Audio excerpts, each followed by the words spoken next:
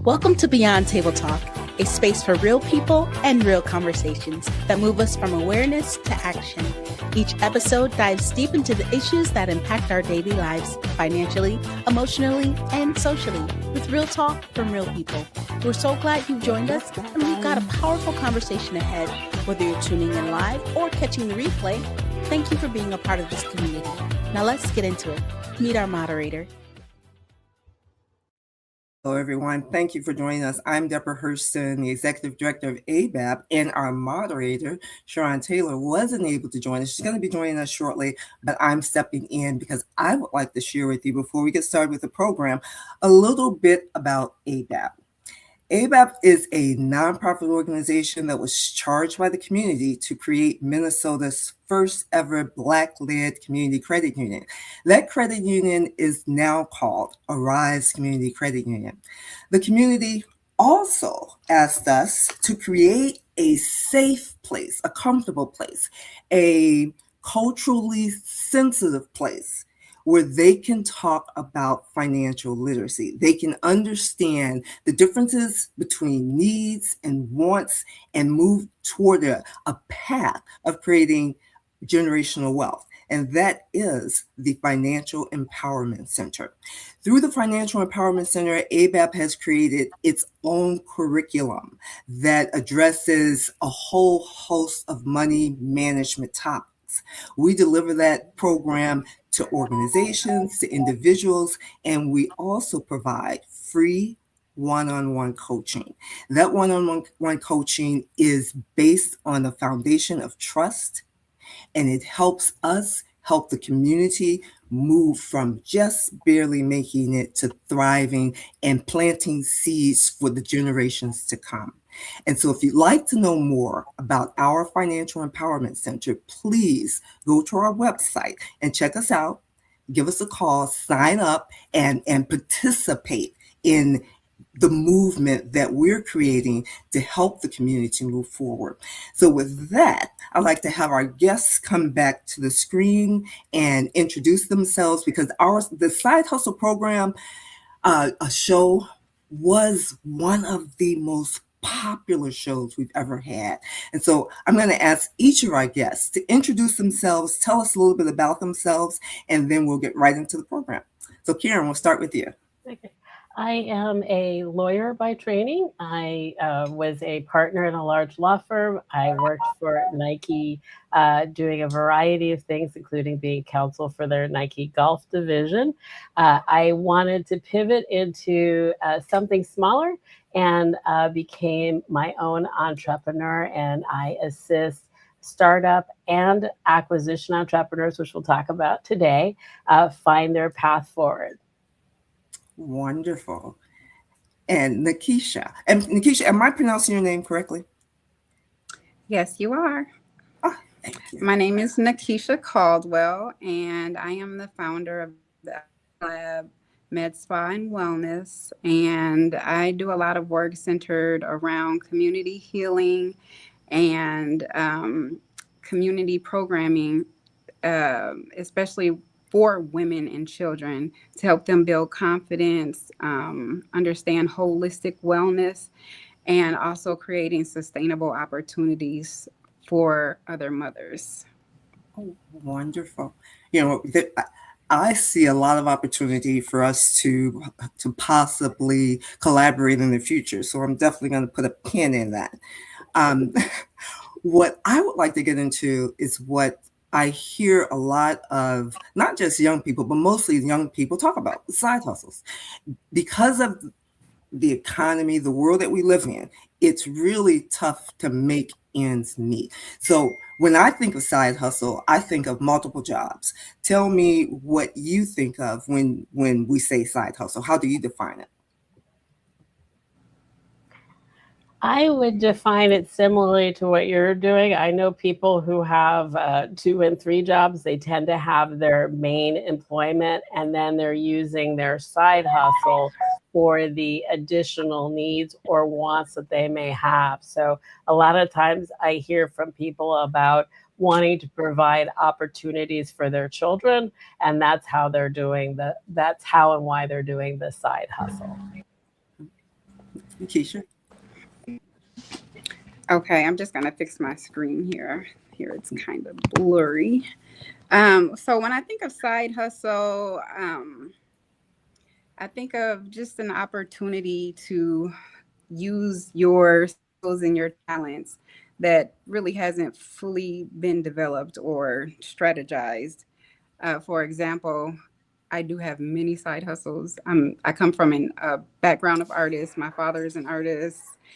Um, so I'm an artist, and one of the side hustles that I have is face painting. So I have a business where I do face painting, and it's not something that I work on regularly, but it's something that, I know that I can get other income from, as well as, just using some of my other skills in order to manage my finances since I am an entrepreneur.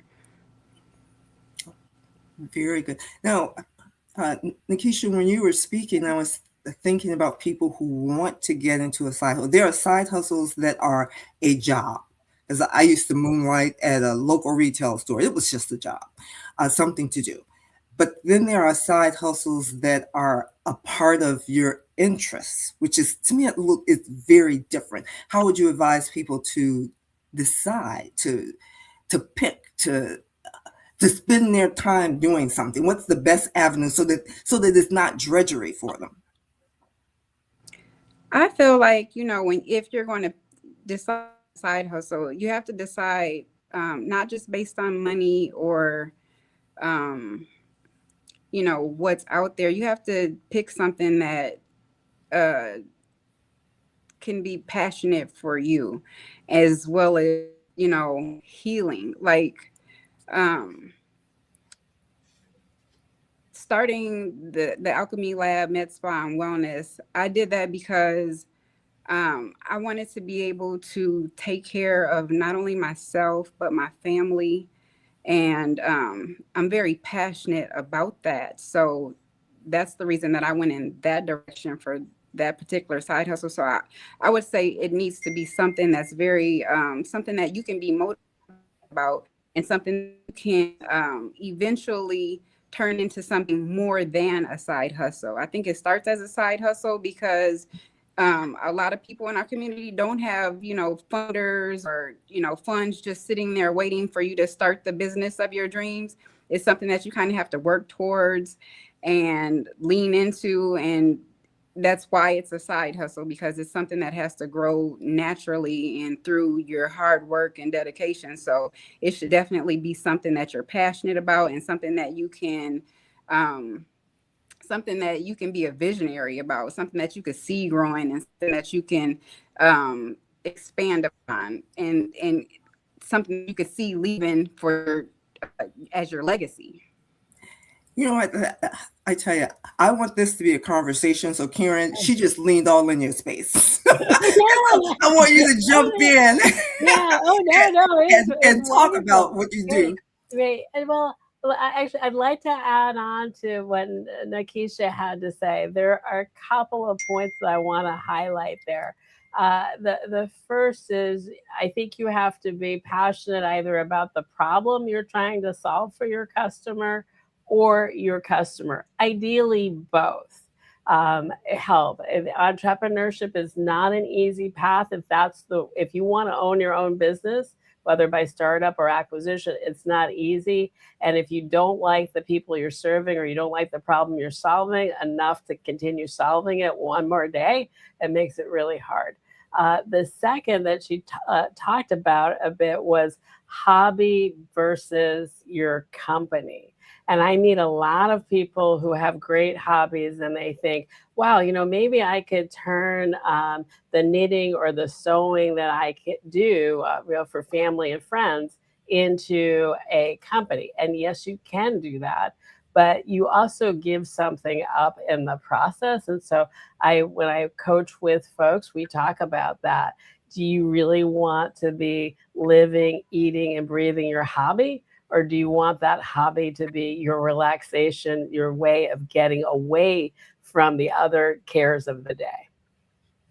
Nikisha, I see you shaking your head. Yeah, I definitely, well,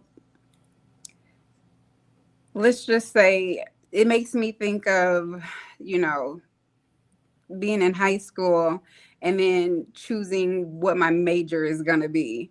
And I could choose a major that makes me a lot of money, or I could choose a major that I could do for free, but I'm going to end up making a lot of money because I'm so passionate about it and I can see um, a future for whatever that is that can make me an expert or make me, like my mom used to always say, everybody didn't graduate summa cum laude. So you could go and you could, have a popcorn stand and, do that. But if it's something that you're passionate about, your popcorn stand is going to turn into 15 different flavors with, it's going to turn into the creme de la creme of popcorn stands. So that's why I say, whatever your side hustle is, it should be something that you're passionate about and not just about a means to an end. Because ultimately, with my business, one of the main things that I promote is nervous system wellness. A lot of our nervous systems are shot. I mean, every day, every day we're facing just way more things than our ancestors faced on a daily basis. And it seems like every day that goes on, there's different things being added to the mix that we have to worry about. We have to worry about our voting rights. We have to worry about, simple liberties that we have every day. And so when we add something to the mix that's trying to build our legacy, it should be something that is healing to our nervous systems. I think, Keisha, you make a great point there. One of the things that I really enjoy about being an entrepreneur is that I can have flexibility on my schedule, on my day to day. I can also have agency and responsibility. I can infuse my business with the values that are important to me and with the people that I want to surround myself with, like the wonderful Deborah Hurston, right? Yeah. People that I love talking to and being with every day as a business owner. And then the problem to be solved for many business owners is not only how do you take that passion and that agency and responsibility, but make that a lucrative, self-sustaining opportunity. And if you have passion for that, solving that problem, you will succeed. You know what? I've found that Absolutely. I have worked at various different like little jobs, but when I am doing something that touches my heart, it's not work. It doesn't feel like work, and I can do it for hours on end. And yeah, and so if I were coming up with a recipe for successful side hustles, it would include have a passion for what you're about to do. And with that, I believe our host, Sharon Taylor, has joined us. Sharon, are you able to come in? Yes, I've Very just been enjoying the show. Hello, everyone. Nice to meet you all. Thanks, Hi, Deborah. Sharon. Sorry for some technical difficulties, but I am here and I was taking notes on and the conversation at hand about the passion that you guys are both spoke to. That's Yeah. that's needed during entrepreneurship. So, Deborah, Yeah. I know you always have some very interesting questions and dialogue for our guest. I want to make sure that I don't duplicate any of that, but I wanted to get to ask both of you, Karen and Keisha, how, what do you think back in the beginning of your entrepreneurial journey? Did you guys get a chance to talk about that already? Okay. No. So, okay, I want to bring us back to that. At the very beginning of your entrepreneur, I know that's where the passion for most people start. They talk about the love for doing something. What pushed you to start?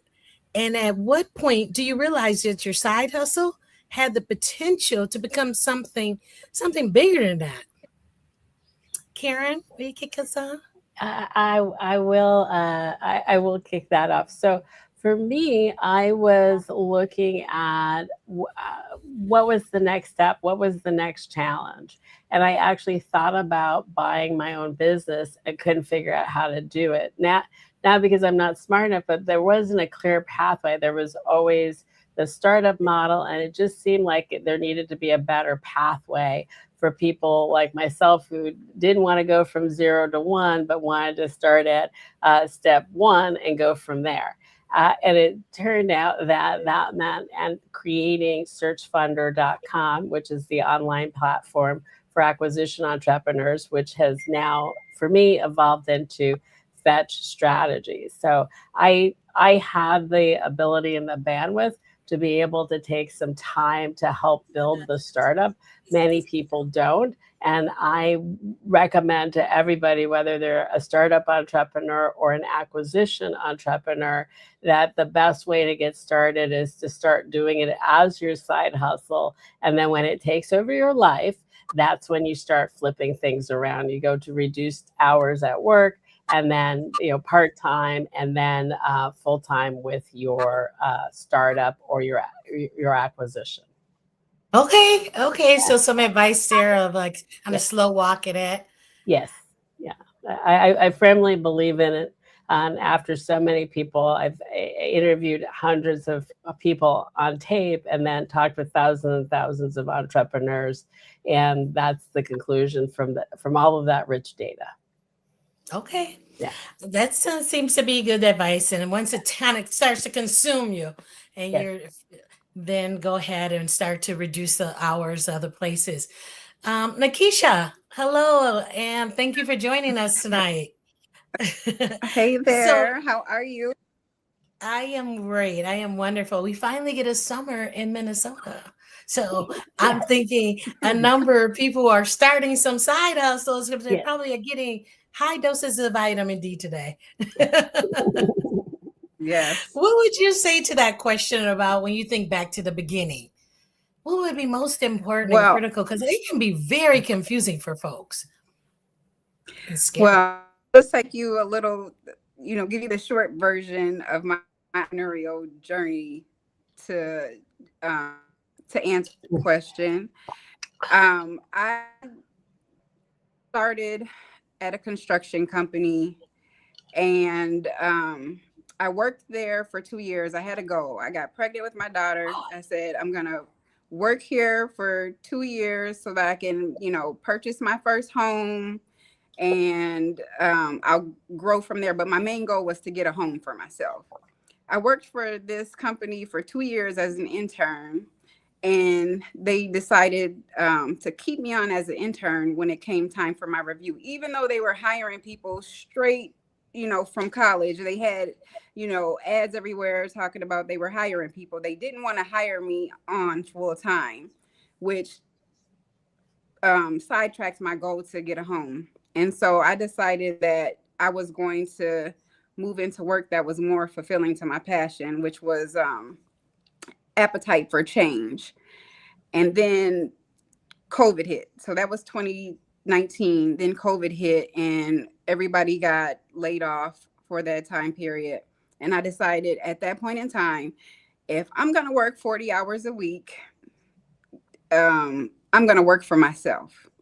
And I just sat there while I was pregnant and I said, well, what am I passionate about? And I really love shoes, fashion, and art. So I started a shoe business and had a store in the Mall of America. And so that was my side hustle turning into something bigger. After that journey, I got into fashion. And while I was on that journey, I had reached several points where I was just burnt out. I have 3 children. And I'm like, oh my God, I need a vacation. But how can I take a vacation? I just, who's going to watch the kids? Where am I going to get the money from? Where am I going to vacation to? And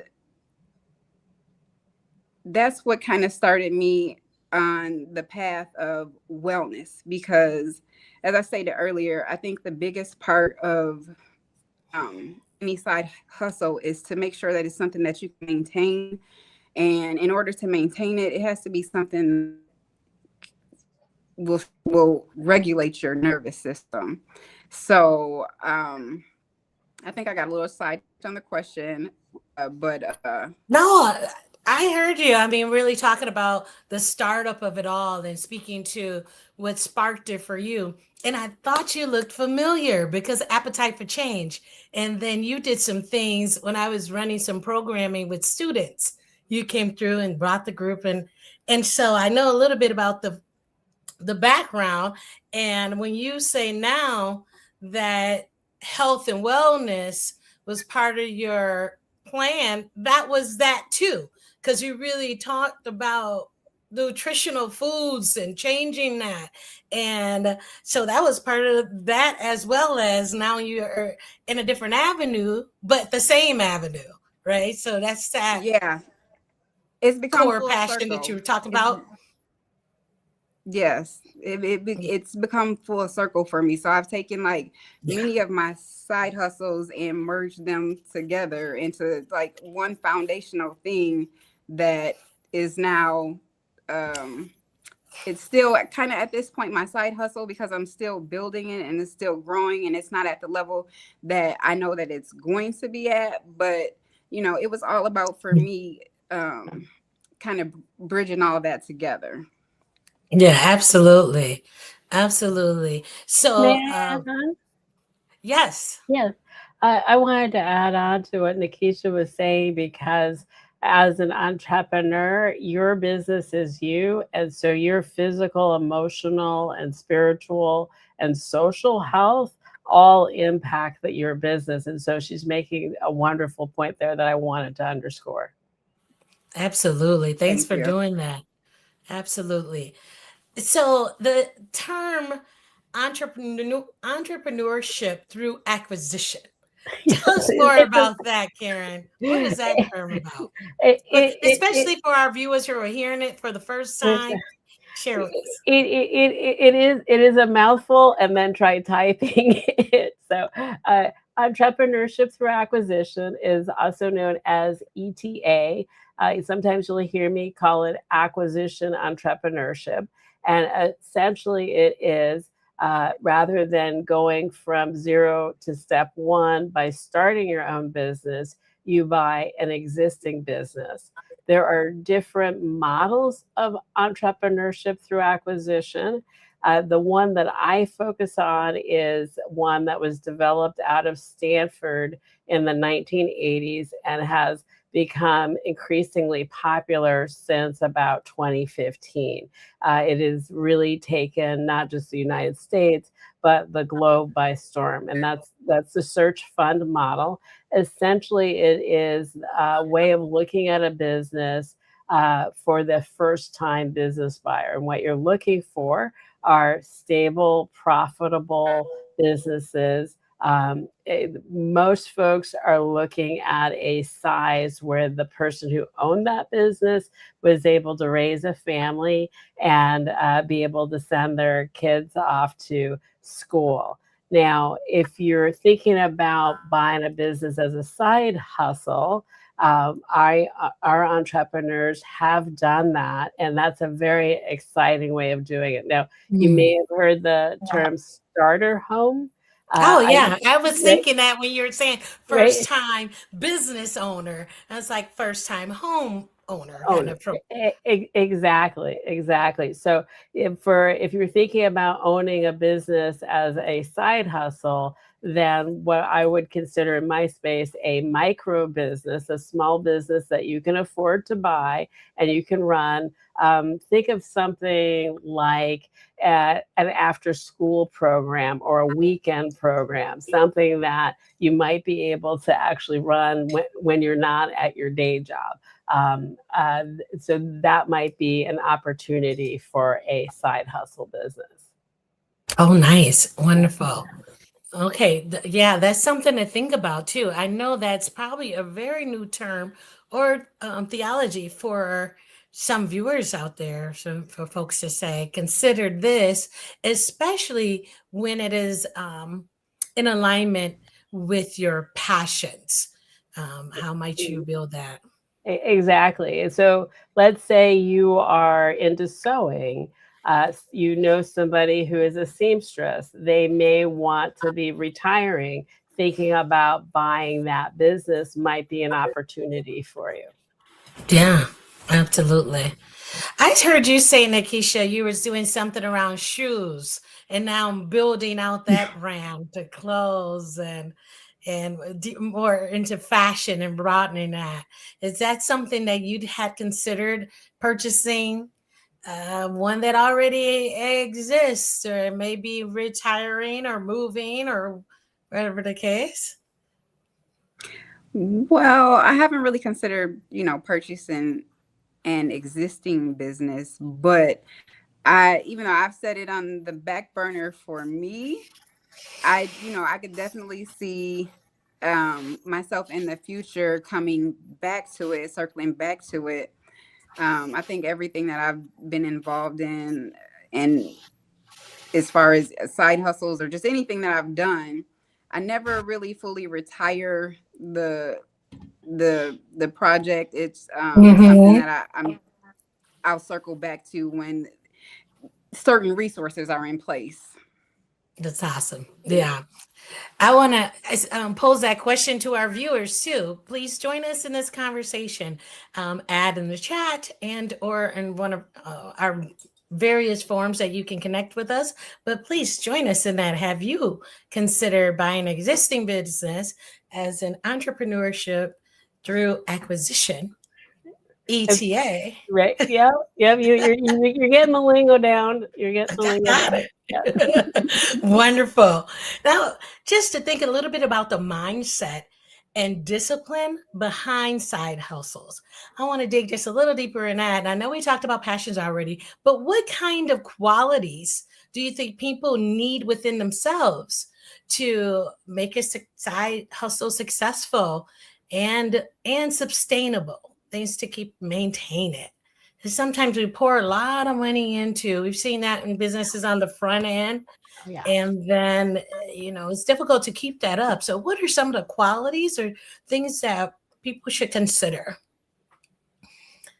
Either Happy can to jump go in. first. I'm Yeah. happy to go first, and Okay. if you'd like, I think the foundation is going to be your health and your stability as an individual. We've already established that foundation, right? The next is having a growth mindset. A lot of times people hit a problem and they stop. As an entrepreneur, you hit a problem and you got to figure out how to go above it, below it, around it, through it, whichever way to get to your end goal. So having that growth mindset. And that also means tackling some of your fears. I am, even though I'm on this panel, I am an introvert and I do not enjoy public speaking, or at least not. I used to not enjoy it. Now I've gotten some skills, and so now I do enjoy it. But it took a long time. But I needed to learn how to do public speaking as a business owner. So and that takes growth and that growth mindset. So I feel like that is the next thing. And I have a whole list, but I will let Nikisha go next. Okay. Makisha. Okay. Can you repeat the question, please? I was listening to the side of my screen is still blurry. Okay. Yeah, I was just talking about the mindset that you would take, and especially you have started some businesses. And what kind of mindset or discipline would you suggest that people have and or develop? I love how Karen brought that piece into it too. What are some things that you would suggest around qualities people need? Um, Discipline for sure. Discipline, consistency, um, and also a sustainability mindset. Again, when you're living in survival mode, it's like one of the worst things for your health. And it's really shocking for your nervous system. So that is, to me, is one of the most important things that you need to be able to maintain and take care of, and just really have an understanding of, in order to have a side hustle that you can maintain, sustain, grow, build. um, when you're one thing that's constant in life is, if you're a mother like me, is you have to take care of your children. They have needs every day. Like, there's no day that's the same. Something is always popping up. But at the end of the day, still have to attend to your side hustle as well. And if you're drained and you have no energy, you have to have a plan in place for how you can still keep your business consistent, even when you need a break. You have to have a plan for, even though, this isn't, I need a week break. How can I set something in place to maintain my business while I take that needed time to rest? How can I build my business? How can I strategize my business? It's like you have to lay a framework for your business. And it's just like if you were going to diet and you wanted to be successful dieting, you have to make a plan for, well, what if I'm not home and I can't prepare my food? What if I'm out for 8 hours and I get hungry? Or Yeah. what if there's no other option but for me to go to a fast food restaurant? You have to build strategies around everyday life that can help you to maintain that side hustle. I think that consistency point is very valuable, and it works, as you said, not only for in business and in life, but in dieting. So Deborah earlier talked about financial literacy. One of the things you learn in financial literacy is the effect of compounding, right? If you put $1 in and they give you 8 cents back at a periodic rate, then that increases to $1.08, $1.16, and it keeps growing. Now, imagine if you have not just $1, but $10,000 or some other higher number, right? When you are a business owner, that consistency has the same compounding effect. It allows your business to grow over time. And I do see people who have to take a pause from either entrepreneurship or the startup or the acquisition one. And it does happen. Your kid gets sick, your mom sprains her ankle, something happens that you do have to take a pause. But the quicker you get back to it, the more you can be consistent at it, the better the growth will go. And I certainly saw that with Search Funder. We went from 0 customers to a few customers to more than a few to handfuls, and then to a lot. And that was the compounding effect. And that compounding effect happened because we were working on our business every single day. And so each improvement made it just that much more valuable. Yeah. So what you both are saying, the consistency, the discipline, and like you talked about building those resources, like strategizing day to day to make sure you are consistent, to ensure as much as possible, right? That life happens. And then if you need a pause, what happens during that pause? That diet thing, I'm sure that hit home for a number of folks. Just say, okay, how do I make sure? If I had to, then what? If that, then what? I see that Darlene, thanks for joining us, has entered a comment in the chat, and her question is, how do you determine if a business would be a good fit for you? That is something that we work on within my hub, which is called the Entrepreneurship Through Acquisition Hub. We work on that a lot. Some of it you'll know pretty quickly. Like, I know that I should never run a business that relates to insects. Like, I don't want to kill them. I don't want to see them. It's not that I couldn't run the business. It's just that it's not a strength for me. So what I ask people to do is look at your strengths, look at your passions, look at the strengths you want to develop, see how those can be used, and then figure out your go and no go. Like, I could never own a business where I'd have to be up at 2 a.m. I have a relative who has insomnia. They would happily like to have a problem at 2 o'clock in the morning to answer. So every individual is different.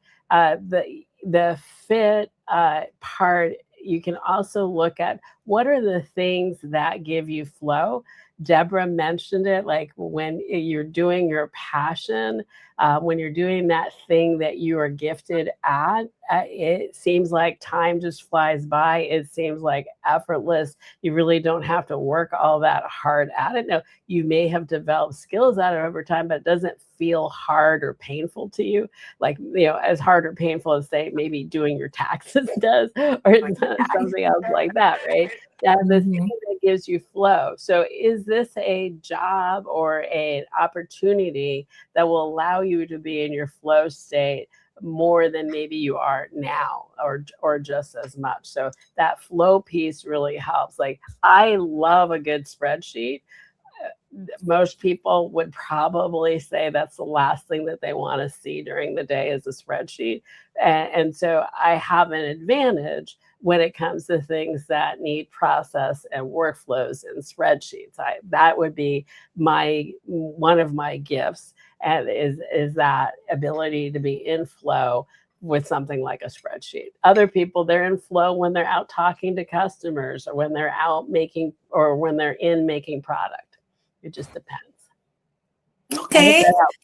I hope that helps, Darlene. Just let me know, and feel free to follow up with me on LinkedIn if you like, if you have more questions. Yeah, absolutely. Thanks for entering that, Darlene.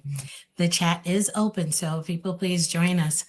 I'm going to move our conversation just a little bit further to talk about, especially for the viewers who maybe, we already talked about ideas and sharing and how to get your foot in, but what if you're just overthinking it? I have a really good friend who is always overthinking, or feel like, even, I just want to have everything in a row before I get started.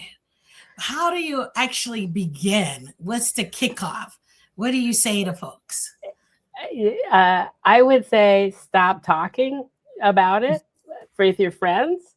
Start doing it. So if what you want to be is, and I'm gonna make it up, I'm gonna say, if what you want to be is own your own med spa and doing wellness business, I would call Nikisha.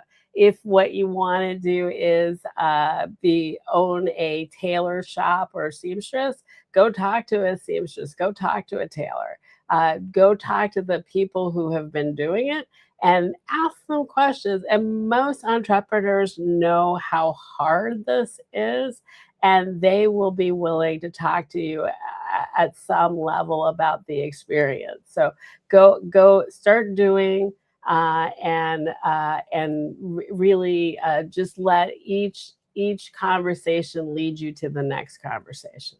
Nice. Stop thinking about it and start doing. Nikisha, what's your advice to that? The overthinker, how do you actually begin?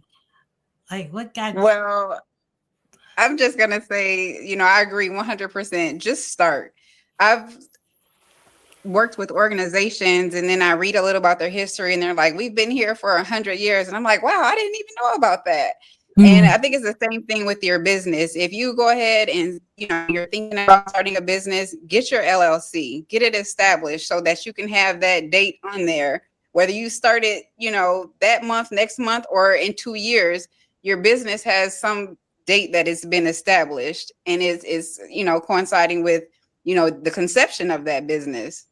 The birthing process could take so many years, and, you can work through that. But as long as you start, it'll help you to take the next step. If you're going to eat an elephant, you don't just shove the whole thing in your mouth. You take it one bite at a time. So as long as you start and take little steps towards it, it will happen. It will happen for you. Like, one of my big things is I have anxiety about cleaning up because every time I clean up and do a 360, my kids are just like throwing things everywhere. And I'm like, oh my God, I don't even know where to start. But how I get over that is I just do one thing and then it just leads to another and then it gets done that way. So absolutely just start and go from there. And Go from by And there. and, and starting, focus too. right, and definitely focus. Yeah, and by starting, I don't mean don't plan, right? Think of creating your company or buying your company like having a baby. One is you're doing the whole birthing process yourself. The other one is you're adopting somebody else's child, right? So you wouldn't leave the hospital without a car seat and a crib at home. You have to do at least some planning during the 9 months of pregnancy for that baby. I would say the same type of planning needs to go into starting your business. So I want you to do, and I want you to plan at the same time. And it's very hard to plan theoretically. It's much easier if you're having that conversation. If you're talking to a business owner and you can ask them like, well, how many customers do you see in any given week? That's very concrete information. So Diane has a question in the chat Yeah. about internet versus brick and mortar. Brick and mortar businesses definitely require a lot of planning. I actually teach a startup class. In fact, after this session today, I will have 3 hours with my startup students. And we do have ones that are looking at starting brick and mortar establishments. Most of them are not in a financial position to get investor dollars. So they generally are starting out of their kitchen, out of their parents' garage, and then they're working into a rented space, a small rented space or consignment, and then they're working up into brick and mortar.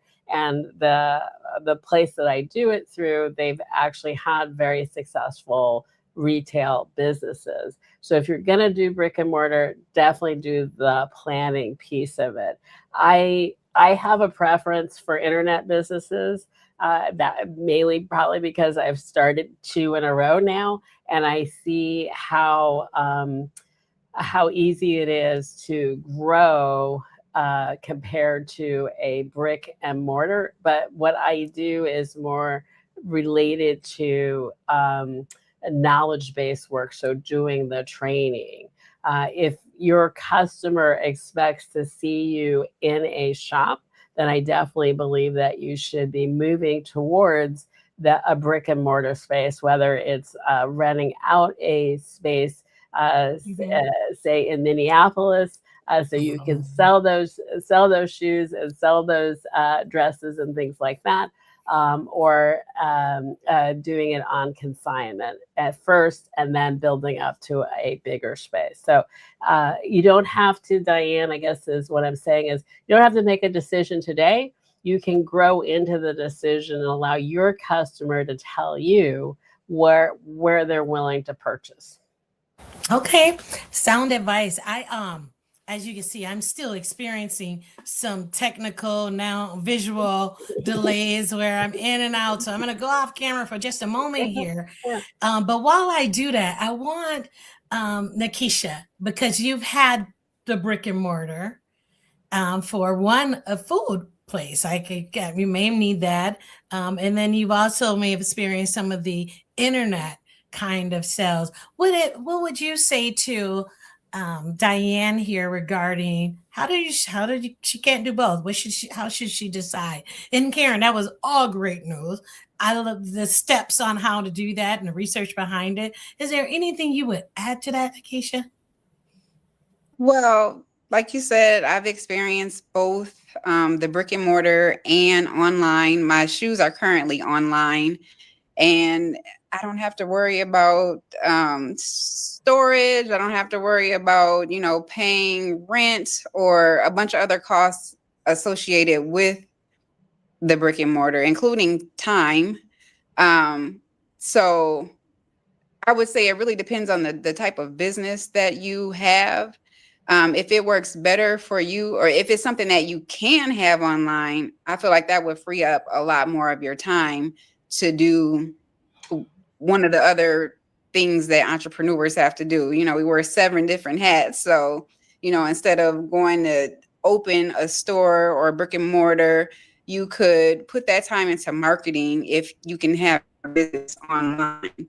Um, but if, you know, you have to have, if your business is the type of business that would be better in a brick or mortar, like Karen said, you know, you just would need to plan that out for your business, and think about the cost that you have versus the income. So again, you're not burning yourself out paying some extraordinary high rent for your space, but you know, barely making ends meet. So it really depends on the type of business that you have. Okay, and I'm still working on this background, but the question Cassandra has is franchising a good idea then? And Yeah, yes, it can be a good idea for the right person who understands that franchise agreement and understands what they're getting into. And in my area, we talk not only about starting up, say, a new franchise in a location, but also acquiring existing franchises. And we look at what is a good fit for someone. So it might be a franchise in the fitness space. It might be a franchise in the food space. It just depends. So franchise makes some things easier because they're basically selling you the notion that they have an established business model. They have an established playbook, and you've got to play by that playbook, and you should be able to make money off of it. If you're an independent sort, having that playbook, like if you were like, wait a minute, that playbook isn't quite what I want, and I want to do this other thing, then a franchise agreement may not be right for you. Just because they've got the business model settled doesn't mean that it's easy to do. It is still going to be quite hard to do, but you know, people have been able to raise families owning several different franchise locations, so it is certainly feasible. If you don't have like that business idea or that from a startup's perspective, but you want to start a business, franchise also makes sense in that capacity. It's just understanding the franchise agreement and then understanding what franchise you're getting into. And if anybody's interested in that, please message me on LinkedIn. I will send you some talks that I've done, some interviews related to franchises. So for instance, a gentleman, his family owned franchises, did it very successfully, bought into a franchise, and then the franchise's brand pretty immediately started going down. And so if the brand is on its way down, and when you buy into it, it can be very, very hard to get out of it.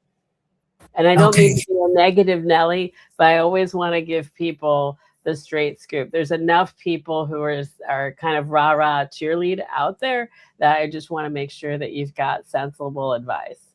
yeah, and I'm sure it's appreciated to have both sides of that information on the front end of that. So thank you both for the for that answer. I see Darlene has a question in the chat as well, and I also want to let's get to Darlene and then we'll circle back. But Karen, I know no, Nikisha, I know that you have done some work. No, I'm sorry. Karen has done some work specifically with ABEP. Yes. Okay. And I want to make sure we have an opportunity to talk about that as well. Yeah.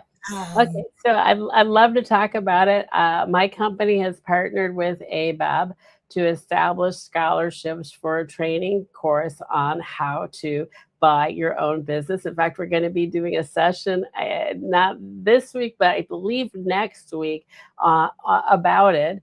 but essentially it is a 90-day program. We take the basic reading, which we tell you exactly what to look at. We take the basic reading and we help you turn that into a plan of action for buying a business. What you leave with is not only that plan, but you leave with a cohort of peers who help and support you throughout this.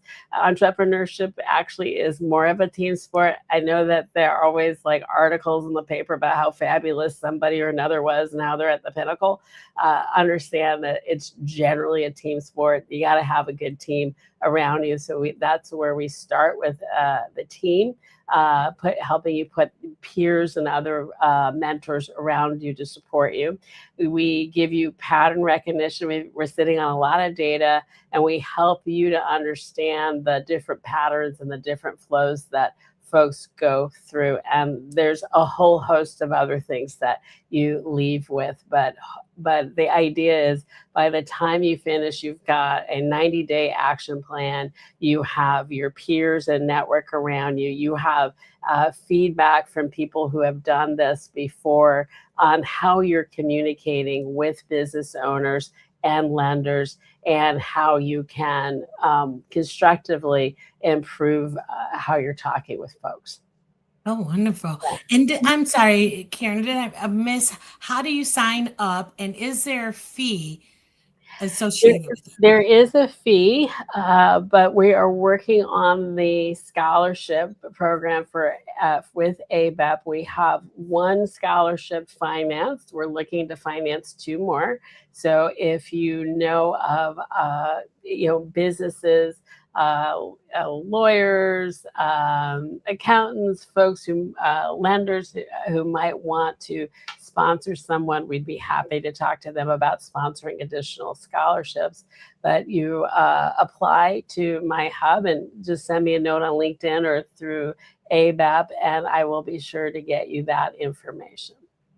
Awesome. That sounds like a wonderful opportunity for some folks. Is there a deadline to this, or just open? Enrollment is going to be open through September for the program. We are going to be setting the deadline for scholarships. I believe that's going to probably be in early August. I'm not sure, but we welcome your applications now. I would say apply sooner than later. We're talking about thinking versus doing. It doesn't cost you anything to apply. So go ahead and apply now, and that way you can start getting the materials that you need and want to help you get started on this journey. Okay. Wonderful. That was an opportunity to get some people started, and all the advice that you both have been giving on this. I want to spend just a quick moment on what encouragement. If you were your younger self or all the experiences that you have now, what encouragement would you give to someone who knows who may not know or know something? And Deborah, we talked about earlier, spoke to financial literacy, but they know what they want more financially, but afraid to get started. And so we talked about some of that. How do they just hone it down to the encouragement of it all? And I know that feeling. My husband at one point was looking at whether to go and do music full time or not. And we went out and we talked to people who had done music for full time, people who had not done it, who were great musicians, had not done it. And I will tell you, the bigger regretters are the people who had the idea and didn't try.